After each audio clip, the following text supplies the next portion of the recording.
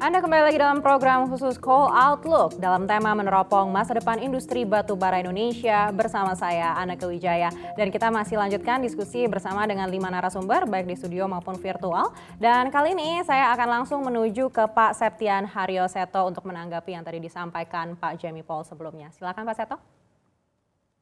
Ya, terima kasih Mbak Anneke. Jadi tadi saya kira kita kan udah ada komitmen ya, bagian dari net zero emission 2060 itu adalah seluruh batu bara kita kalau nggak salah retire di 2055 ya. Itu kan semua tentunya didasari oleh perhitungan-perhitungan yang matang. Jadi saya kira kita komitmen terhadap rencana tersebut.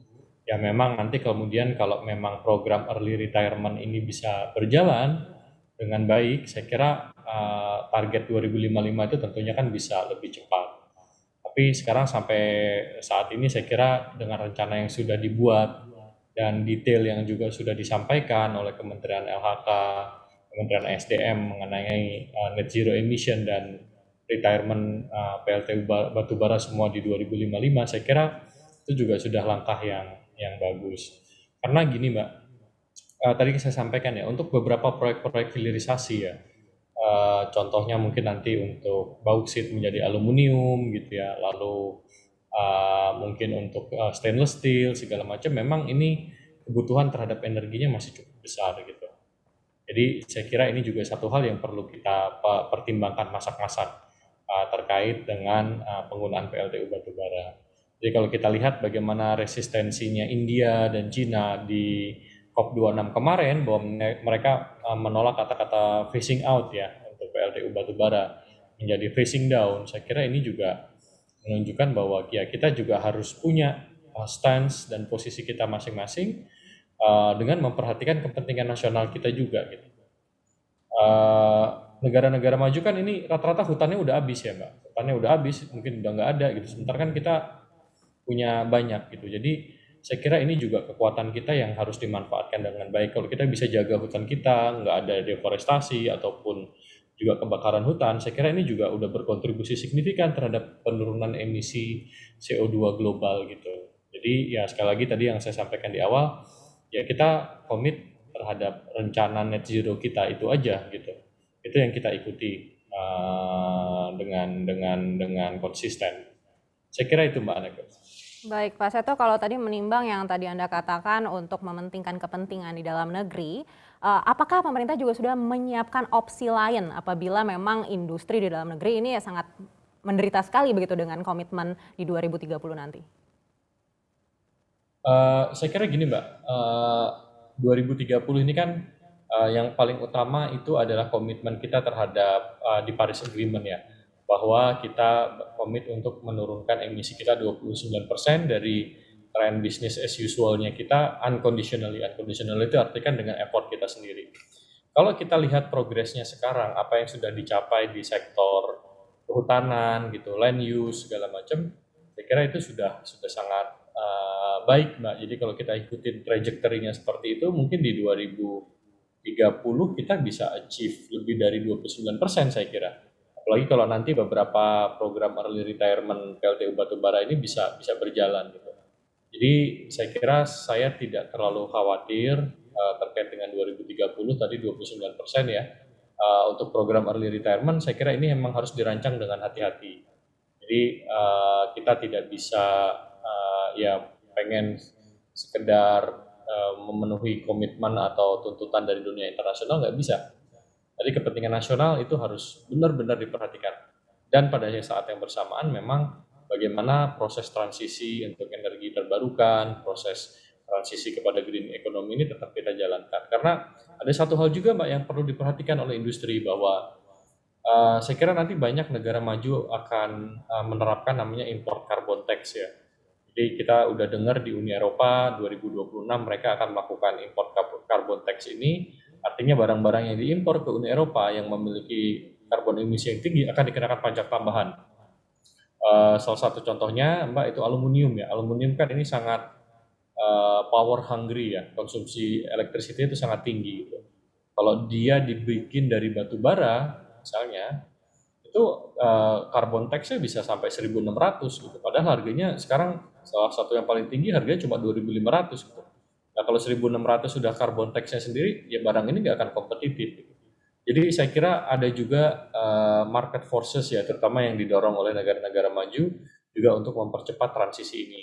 Jadi ini juga satu hal yang tidak boleh kita abaikan ya. Tadi di satu sisi kita memperhatikan kepentingan nasional terkait dengan transisi energi kita, tapi di sisi lain memang ada faktor pasar yang akan mendorong supaya kita lebih cepat. Oleh karena itu, saya kira Bapak Presiden sudah menyampaikan berkali-kali di dalam forum, dalam 2-3 minggu terakhir adalah bagaimana kita bisa mengoptimalkan sumber daya geothermal kita, sumber daya hydropower kita, wind power, solar panel gitu ya. Ini secara optimal gitu. Jadi saya kira Bapak Presiden sudah visinya sudah sangat ke depan, Mbak, bahwa kita dorong nih kita optimalkan renewable energinya yang kita miliki sekarang supaya bisa memenuhi kebutuhan industri untuk tadi ya green product itu gitu. Jadi ini juga saya kira satu hal yang tidak bisa diabaikan ya. Baik, menarik sekali Pak Seto. Kita coba tanyakan tanggapan dari Bayan Resources, Pak Alexander. Tadi disampaikan oleh Pak Seto terkait dengan import carbon tax. Tanggapan Anda seperti apa? Ya, jadi di Indonesia sendiri juga nanti rencananya akan ada carbon tax ya. Nah, kalau akan nanti negara-negara lain menerapkan impor carbon tax, artinya begini, batu bara tidak dipungkiri adalah masih salah satu alat produksi energi yang termurah saat ini. Nah itu akan menjadi beban cost tentu bagi pada akhirnya konsumer yang akan merasakan bebannya situ ya. Nah dari sisi kita mau fokus ke bagian Indonesia sendiri ya, maksudnya saat ini terus terang adalah cadangan batu bara di Indonesia itu masih berlimpah. Anggaplah yang mineable reserve 30 miliar ton. Ya. Sedangkan kalau kita mau akan pace out 2050 tentu akan banyak tersisa ya. Anggaplah produksi setahun 1 miliar lah katakanlah gitu ya. Dalam waktu 2050 pun akan ada sisa. Nah, jadi kami mendorong sekali agar dilakukan supaya teknologi, transfer of teknologi dari negara maju ke negara Indonesia. Jadi menurut saya tidak adil kalau kita dipaksa terlalu cepat, bahkan diterapkan restriction import, kapan. Di satu sisi teknologi yang ada masih mahal. Jadi menurut saya perlu ada keseimbangan bagaimana teknologi bisa jadi affordable. Pada akhirnya kalau menerapkan carbon tax, import carbon tax tentu dari kami juga bisa dalam proses transfer teknologi sudah bisa mempersiapkan bagaimana mengoptimalisasi batu bara ini ya, untuk tentunya kepentingan nasional seperti tadi Bapak Seto sampaikan begitu. Jadi ya harapan kami begitu gitu. Ya kami memandangnya suatu kesempatan apabila diterapkan impor pun, tapi di satu sisi kami melihatnya perlu adanya transfer of technology. Gitu. Bantuan dari segi teknologi ya. Kita coba tanyakan ke Adaro Power, Pak Dharma tanggapan Anda seperti apa? Kalau tadi disampaikan oleh Bayan Resources, transfer teknologi ini yang jadi highlightnya. Kalau dari Adaro? Ya, ya setuju sih Pak. Saya sih setuju dengan Pak Seto dan dengan Pak Eri ya. Dalam arti, I think seperti tadi kan Pak Seto sudah sebut, di COP itu ada perdebatan panjang yang akhirnya menghasilkan bukan phase out coal, tapi phase down coal. Berarti kan secara prinsip tidak out gitu kan, masih ada gitu ya. Tapi oke, Indonesia sudah komit bahwa 2055 ya tadi tidak ada PLTU lagi. Memang di sini kalau saya sih melihat 2055-nya mungkin achievable aja gitu ya. Tapi yang lebih penting kan apakah bisa lebih cepat gitu ya. Apakah bisa lebih cepat dan apakah transisinya, how painless is the transition? Right? Sebetulnya pertanyaan kuncinya kan itu. Nah, disitulah yang teknologi ini yang menjadi penting. Ya kan memang peran teknologi ini sangat penting gitu kan, teknologi seperti tadi PLTS. Kalau kita lihat biaya solar panel tuh kalau lihat kurvanya tuh begini gitu kan dalam berapa tahun terakhir gitu. Cuman baterai masih agak mahal. Jadi kita masih menunggu baterai ini sampai murah kapan ya. Nah, tapi memang apakah ini transfer ataukah ini development of new technology yang mesti dilihat ya. Tapi prinsipnya sih setuju bahwa untuk mempercepat transisi dan membuat transisinya as smooth as possible, peran teknologi itu sangat penting. Pak Dharma, skema teknologi yang diharapkan seperti apa sih dari pemerintah? Apakah transfer teknologi saja cukup atau pendanaan untuk bisa menghadirkan teknologi itu juga diharapkan oleh Adaro? Enggak sih, kalau kami sih kalau teknologi biasanya ya biasanya sih teknologi itu kan kalau kita lihat dari private to private juga sudah berjalan bagus lah ya. Jadi sih terus terang kalau kami sih tidak mengharapkan pemerintah, walaupun tentunya kalau pemerintah bisa membantu lebih bagus gitu ya. I think sih kalau dari kami eh, yang penting itu transisinya ini persisnya seperti apa gitu. Kan seperti tadi udah diberitakan kan, oke 2030 PLTU pertama dipensiunkan, 2055 PLTU terakhir dipensiunkan gitu kan. Nah ini memang sudah ada RUPTL, tapi perlu ada detail lagi menurut kami. Ini apakah mau mempercepat early retirement ini, RUPTL ini implementasinya bagaimana dari sisi retirement PLTU ini dan lain-lain. Jadi ini sesuatu yang menurut kami sangat menarik, terus terang, dan menurut kami juga memberikan opportunity ya bagi private player seperti kita, seperti Bayan, dan kami sangat terbuka untuk berdialog dan membantu PLN maupun pemerintah dalam kasus ini. Baik, kita akan beralih ke PLN. Pak Agung, kalau tadi dari swasta sudah menyampaikan mungkin yang dibutuhkan adalah transfer teknologi. Kalau PLN sendiri melihatnya seperti apa? Ya, kita bicara ini aja, bicara saat ini ya, kalau kita bandingkan antara efisiensi antara PLTU batubara dengan listrik lainnya, ya, memang BPP untuk PLTU itu sekarang saat ini Rp700 per kWh ya. Sementara untuk PLTS yang paling murah memang kemarin kita dapat PLTS Trapung Cidata itu hampir 5,8 sen per kWh, Mbak. Ya, jadi memang persis yang disampaikan Pak Dharma tadi, dalam 5 tahun terakhir ini setiap tahun itu turun drastis harga PLTU. Tapi harus diingat biaya tersebut belum termasuk biaya intermitensi ya. Jadi sebenarnya tantangannya bukan cuma soal harga, namun ada intermitensi di pembangkit TBT. Seperti PLTS kita tahu hanya bisa antara jam 10 sampai jam 2. Kalau Bayu yang kita sudah ada Bayu ya di mana di Sulawesi Selatan, Pak Anneke, di Parepare sama Jeneponto ya. Nah, itu kalau nggak ada angin tentunya tidak bisa beroperasi.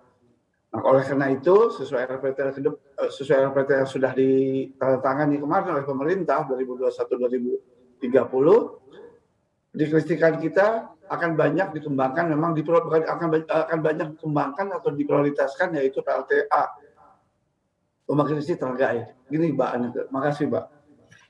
Baik, kita coba langsung lempar saja ke Pak Seto yang mungkin bisa menjawab. Ini kalau saya mencium ada sedikit keraguan mungkin untuk bisa mencapai komitmen di 2030 atau di 2060 ini. Kalau Pak Seto seperti apa? Kalau 2060 sih kita pede, Pak. 2030 untuk NDC ya, tadi ya 29%, saya kira nggak ada isu ya. Kalau faktor utama yang kita dorong itu adalah terkait dengan forestry ya.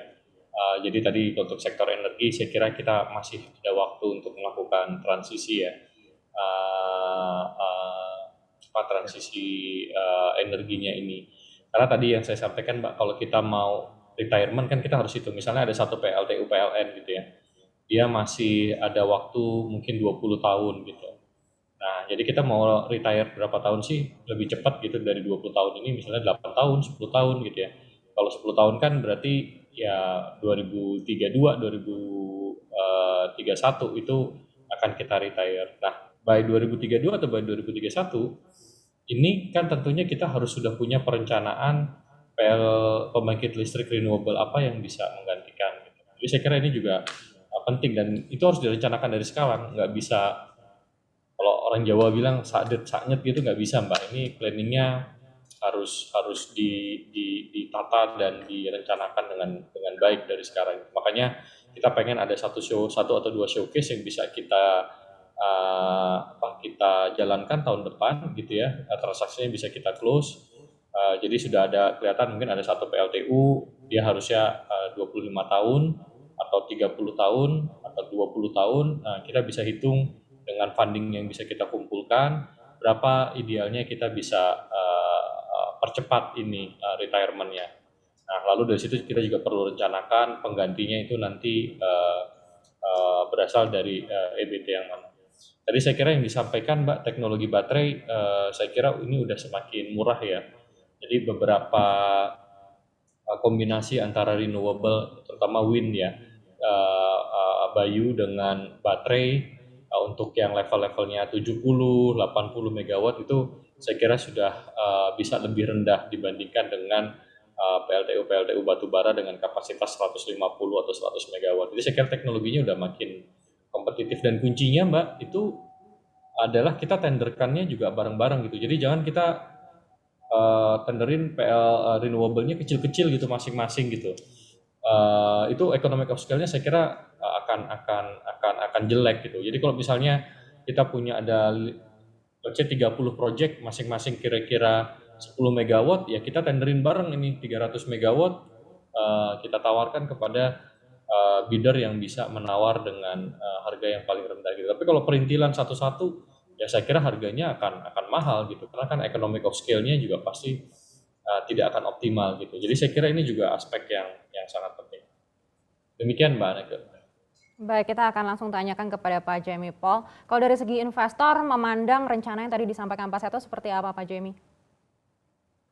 Ya, buat kita sih sebenarnya kalau hitung-hitungannya oke ya, terutama yang udah diinvest dan rencana free cash flow-nya bisa dapat berapa diganti oleh pemerintah atau siapapun itu, dan harusnya bisa mengembalikan paling nggak investasi yang diberikan. Saya pikir sebagai investor kita pasti happy sekali ya. Cuma memang balik lagi, saya pikir challenge daripada perusahaan-perusahaan batubara kan nggak semua punya muscle seperti Adaro gitu yang bisa kan Adaro bukan cuma invest di power juga, di water treatment plant dan lain-lainnya. Jadi untuk pindah dari misalkan perusahaan batubara jadi misalkan penghasil energi terbarukan dan lain-lain, kan teknologinya menurut saya beda gitu, nggak segampang itu gitu. Kalau paling gampang ya hilirisasi ya, which is menurut saya kalau misal gasifikasi atau gimana caranya kan gas itu merupakan salah satu energi yang paling bersih ya. Jadi mungkin itu yang bisa dilakukan oleh perusahaan-perusahaan batubara. Jadi buat kami untuk ngelihat perusahaan batubara yang kami invest, mungkin kita nggak bisa berpikir muluk-muluk, mereka bisa langsung ganti gitu ke ada misalkan kayak Adaro gitu kan, bisa banyak nanti yang EBT. Tapi paling nggak bagaimana mereka untuk bisa dengan teknologi yang mereka bisa kolaborasi dengan investor dari luar atau gimana bisa melakukan hilirisasi. Karena menurut saya agak susah sih untuk berharap perusahaan-perusahaan batubara terutama yang skala menengah ke bawah untuk langsung pindah ya ke EBT ya. Mungkin itu yang kami lihat untuk jadi concern kami sebagai investor di pasar modal. Baik, kita akan konfirmasi lagi kepada pelaku industri, tapi kita harus break sejenak. Dialog akan kami lanjutkan sesaat lagi, tetaplah bersama kami di Call Outlook CNBC Indonesia.